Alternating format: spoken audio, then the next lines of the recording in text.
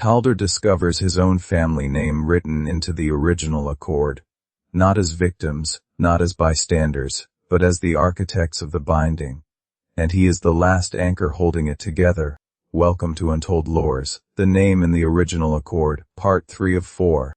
The language on the recording was old, not archaic, dead. It had not been spoken on the island in recorded history, which meant either the island's recorded history was wrong, or what was beneath the island had learned to speak it from something other than living speakers. Calder spent 2 days in the restricted archive with Drest's seal on the door and every phonetic reference he could carry, and on the second day he found the match. The language was Vossine, his own family name, not the spoken dialect, the written root language from which his family name derived, a noble line that had, according to the official record, arrived on Eiselvane as refugees from the continent in the island's 3rd generation of settlement. He sat with that for a long time.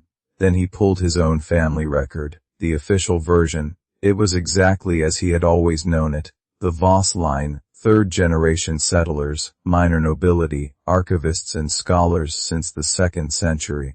Then he pulled the sealed supplementary record, the one that required a senior archivist's seal to access, the one Drest had never mentioned existed. His hands were very steady when he broke the seal. His hands were not steady by the time he reached the 6th page. The Voss line had not arrived in the 3rd generation.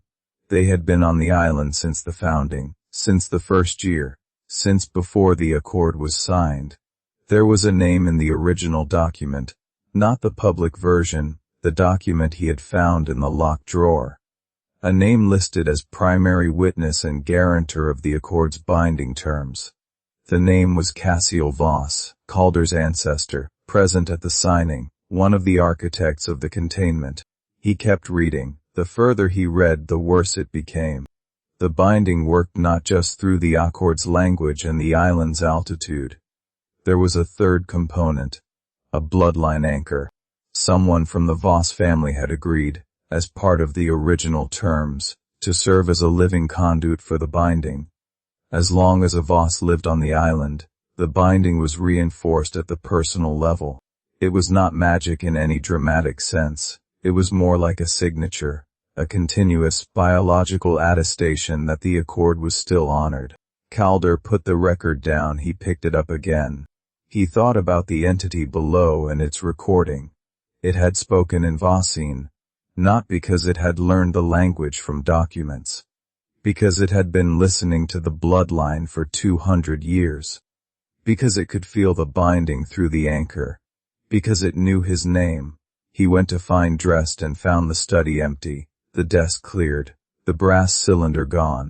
On the desk was a single sheet of paper in Drest's handwriting, and it said, "Only they know you found the supplementary record. They are coming for you now. Come to the lower engineering level. Come alone." There was no signature. There was no reason to need one. Calder ran, not from Drest, toward him. He reached the lower engineering level in 7 minutes and found it empty of everyone except Drest and 2 people he did not recognize.